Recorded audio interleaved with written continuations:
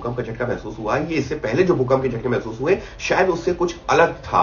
उसकी वजह यही रही है क्योंकि हमारे बहुत ही नज़दीक इसका केंद्र था। यहाँ से धौलाकुआं की अगर हम दूरी बात करें, जहाँ पर हम इस वक़्त नोएडा में मौजूद हैं, आप नोएडा स्टूडियो में मौजूद हैं, यहाँ से दूरी करीबन 14 किलोमीटर या 15 किलोमीटर के आसपास की। तो 14-15 किलोमीटर जहाँ पर मधिया मौजूद है, वो और ज़्यादा नज़दीक मौजूद है, 10-11 किलोमीटर के दायरे में है। तो ऐसे में इसी वजह से ये जो भूकंप का झटका था, क्योंकि इसका केंद्र इतना नज़दीक था और भूकंप ऐसा नहीं है कि 4 से कम की तीव्रता का था। 4 की तीव्रता का भूकंप एक मीडियम लेवल का भूकंप कहा जा सकता है। तो वो जो भूकंप जो है, जो महसूस हुआ है, इसी वजह से वो बहुत अलग था। एक ट्रेन से गुजरती हुई चली गई, खटखड़ाहट हुई, लेकिन जब मैंने पंखा देखा तो पंखा उस तरह से हिलता हुआ नजर मुझे नहीं आया, जो इससे पहले के भूकंप में आता था। तो ये अंतर था और उसकी वजह यही रही है कि भूकंप का केंद्र हमारे बेहद ही नजदीक था और गहराई क्योंकि 5 किलोमीटर की थी, लिहाजा आसपास के इलाकों में इसकी जो तीव्रता तो महसूस की गई। लेकिन अगर आप दूर जाएंगे, यानी कि लखनऊ, कानपुर या उसके और आगे जाएंगे,